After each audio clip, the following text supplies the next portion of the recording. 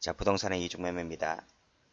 자, 이중매매를 보기 전에 앞 페이지 판례를 보고 갑니다. 자, 앞 페이지 맨 밑에 판례 보면 자, 금융기관 임직원이 대출 상대방과 공모하여 임무위배하여 담보로 제공받는 담보가치보다 훨씬 금원을 초과하여 대출받았다. 여기까지 무슨 죄가 될까요? 자, 담보대출이죠. 보통 담보대출은 뭐 토지라든지 아파트, 뭐 빌라 등이 있을 건데 그 중에서 가장 많은 담보대출 나올 수 있는 것은 이제 아파트가 가장 많이 이 담보를 많이 받을 수가 있잖아요. 자, 근데 아파트를 갖고 예를 한번 들어볼게요. 아파트가 10억짜리다. 아파트 10억짜리 아파트를 담보로 대출을 받는데 아파트 얼마 정도까지 대출 해주나요? 60%에서 70%. 요즘은 더 적을 수도 있지만 60% 한번 해볼게요. 그러면 이 시가, 공시지가 10억짜리 아파트 60% 담보대출 받았다라고 했을 때 6억 정도 나올 수가 있잖아요.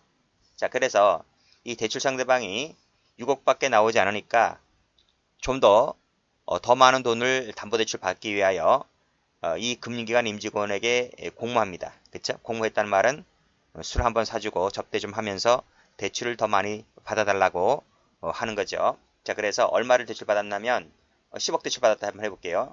10억 대출 안 되는데 10억 대출 나오게 했다는 거죠. 그쵸? 자, 그랬을 때 여기까지 무슨 죄? 둘은 뭐가 돼요?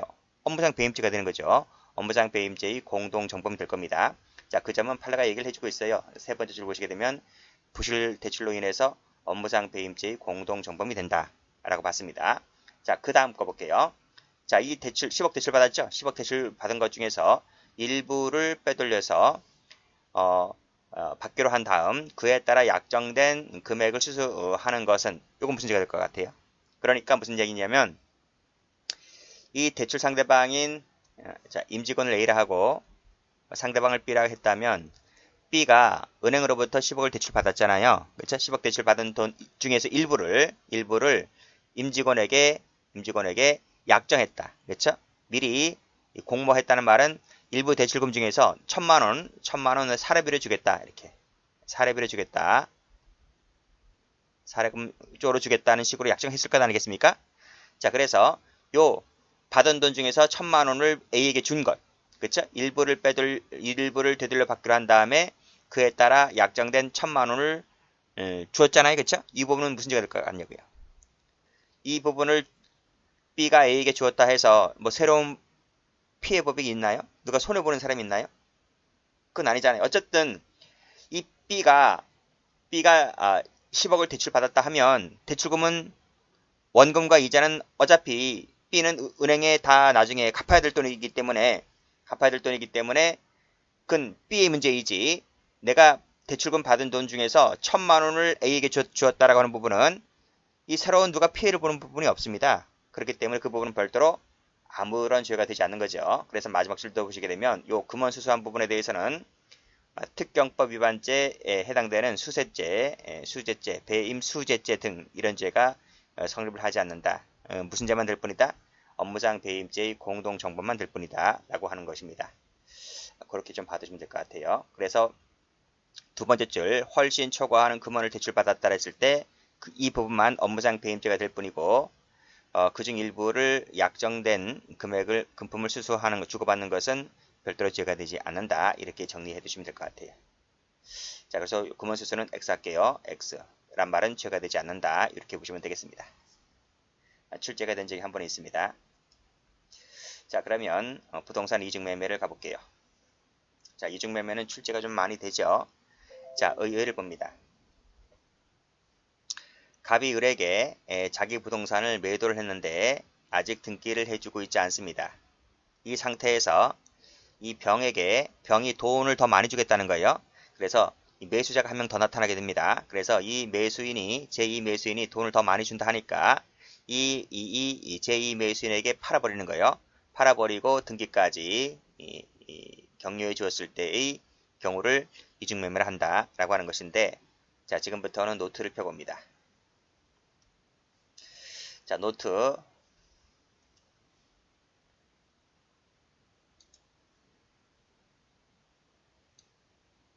자, 요 그림 볼게요.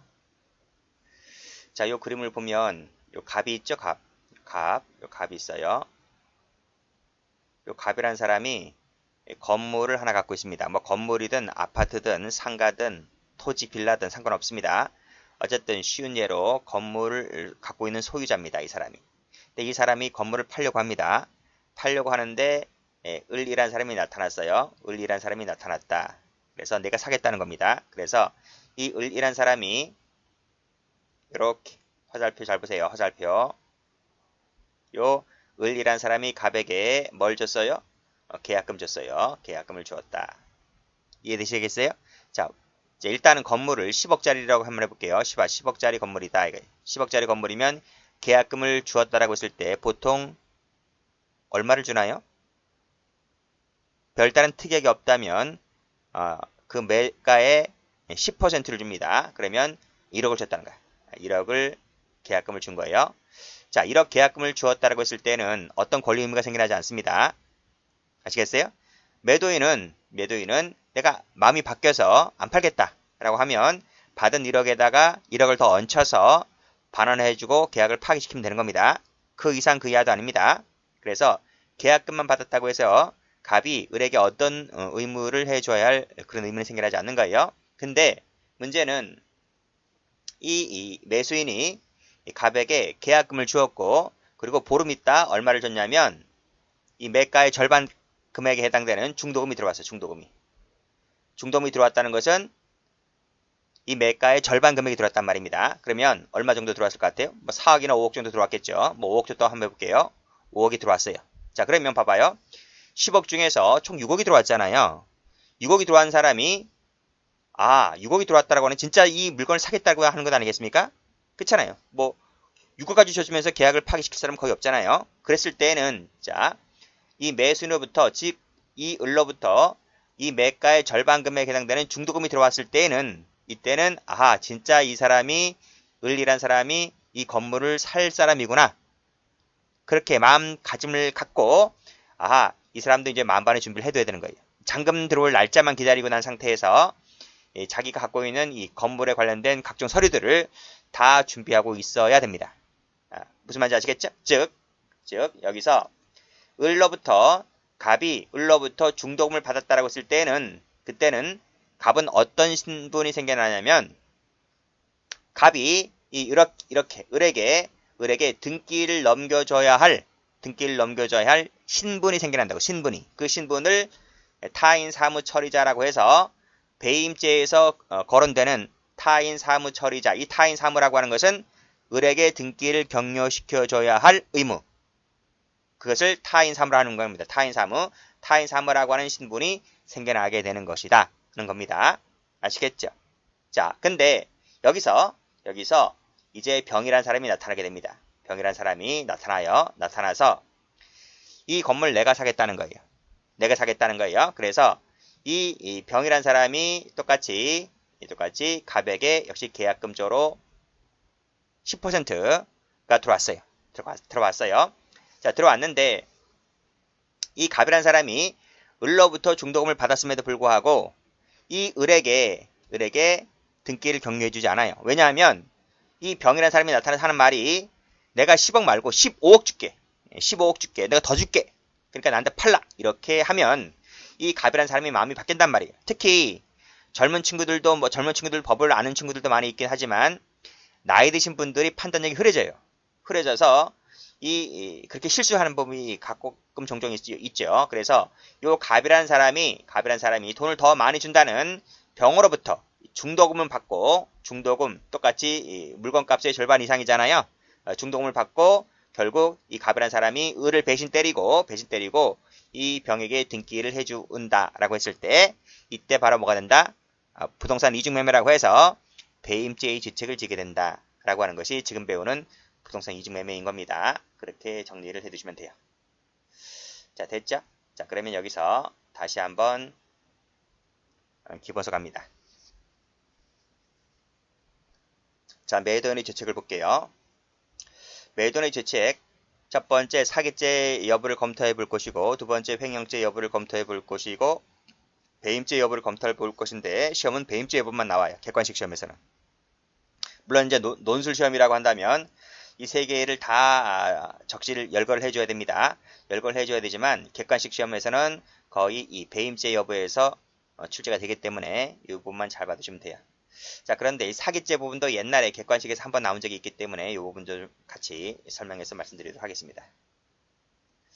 자, 그러면 첫 번째 사기죄 한번 볼까요? 갑이 병과 매매 계약을 체결할 당시 을과의 매매 사실을 묵비한 기망적 요소가 있다 하더라도 병은 어차피 유효하게 소유권 취득하잖아요. 그쵸? 그쵸? 병은 유효하게 소유권 취득합니다. 그래서 병에 대한 사기죄는 되지를 않습니다. 무슨 말이냐? 여기 한번 다시 한번 보시면 결국 이 사실관계에서는 갑이 을에게 등기를 해주지 않고 병에게 해주게 되면 이 사람은 뭐가 됩니까? 이 사람은 을에 대한 관계에서 배임죄가 되는 거예요. 배임죄로 처벌받는 거예요. 처벌받지만 어차피 이 갑이 이렇게 등기를 해주잖아요. 그럼 이 사람은 유효하게 이 사람은 유효하게 소유권을 취득하게 되잖아요. 취득하게 되는 것이기 때문에 된다는 말은 목적 달성했다는 말입니다. 목적 달성했기 때문에 갑이 병에 등기를 해주는 부분은 이 병에 대한 사기죄는 되지 않는 거예요. 즉 갑은 을에 대해서만 배임죄 지책을 지게 되는 것이지 갑은 병에 대해서 사기죄 지책을 진다 안 진다? 사기죄 지책을 지지 않는다. 왜? 병은 유효하게 소유권 담보권을 취득했기 때문에. 물론 이런 말입니다. 갑이 병에게 이 땅 건물을 팔 때 내가 당신에게 팔기 전에 미리 을에게 계약금 중도금 받은 부분이 있다는 것을 숨기고 팔았다 할지라도 병은 어차피 소유권 담보권을 취득했기 때문에 갑이 몰래 을에게 계약금 중도금 받았다는 부분을 숨기고 팔았다 할지라도 병에 대해서 뭐가 안 된다? 사기죄는 되지가 않는다. 갑은 무슨 죄밖에 안 된다? 을에 대한 배임죄밖에 되지는 않는다. 이런 얘기입니다. 다시 오시면 그 얘기예요. 그래서 자 보세요. 갑이 병과 매매 계약을 체결할 당시 을과의 매매했다는 부분을 몰래 숨긴 부분이 있다 손치더라도 그렇죠? 그것은 어디까지나 너의 문제이지 병에 대한 문제는 아니기 때문에 병은 유효하게 담보권 소득권 취득하면 되는 부분이기 때문에 그 부분을 숨겨진 부분이 있다 할지라도 병에 대한 관계에서는 사기죄가 되지 않는다는 부분입니다. 아시겠죠? 이 부분이 한번 나온 적이 있단 말입니다. 일단 끊고요. 그러나 처음부터 을에 대해서 을에게 팔 생각이 없어. 팔 생각이 없는데 이 사람이 장난친 거야. 그랬다면 을에 대한 부분에서는 사기죄가 될 수가 있지만 병에 대한 부분에서는 사기죄가 되지 않습니다. 아시겠죠? 그러니까 여기서 사실관계에서 어차피 이 사람은 병에게 팔 사람이었단 말이 처음부터 병에게 팔 생각이었지 니한테 팔 생각은 없었던 거야.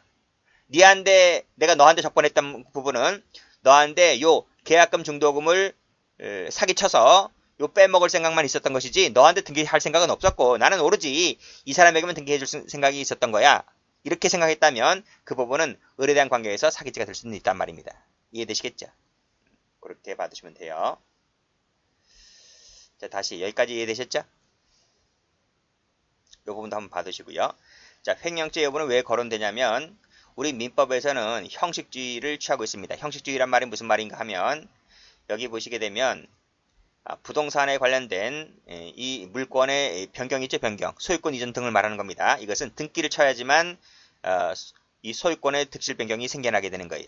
등기를 쳤을 때 돈이 계약금, 중도금, 잔금이 들어왔든 안 들어왔든 간에 등기를 쳤을 때 이 물권 변동이 생겨나게 되는 겁니다. 그것을 형식주의라고 해요. 형식주의. 자, 그래서 여기를 보시면 다시 사실관계를 보시게 되면요. 자, 보세요. 을로부터 이렇게 계약금 중도금을 받았잖아요. 받으면 뭐 할 거예요? 아직 등기를 안 넘겨줬는데. 그쵸? 등기를 안 넘겨줬다고 했을 때는 여전히 이 갑이라는 사람이 소유자다. 이 소유자란 말이. 따라서 소유자이기 때문에 이 사람이 을에게 등기를 치든 병에게 등기를 치든 또 다른 제3자에게 등기를 치든 그것은 오로지 갑의 자유란 말이에요. 갑의 자유. 물론 이제 등록금 받았기 때문에 을에 대한 관계에서 배신 때렸다는 부분에 대한 배임죄 여부는 일단 변론을 할지라도 갑이 누구에게 등기를 치든지가는 형식을 취하고 있기 때문에 그것은 이 사람의 마음 자유란 말이에요. 자유. 자, 그래서 다시 여기 보시면 형식주의를 취하는 민법하에서는 등기를 격려하기까지는 매도인이 소유자이기 때문에 이 사람이 자기 등기자인 자기 소유의 땅 건물을 팔았다 할지라도 이것이 횡령죄는 되지 않는 거예요. 타인 소유가 아닌 여전히 자기 소유이므로 이 사람이 자기 소유이므로 횡령죄는 될 여지는 없다까지 참고적으로 받으시면 될 것 같아요. 됐죠? 됐고 이제 배임죄 여부는 쉬었다 정리하겠습니다.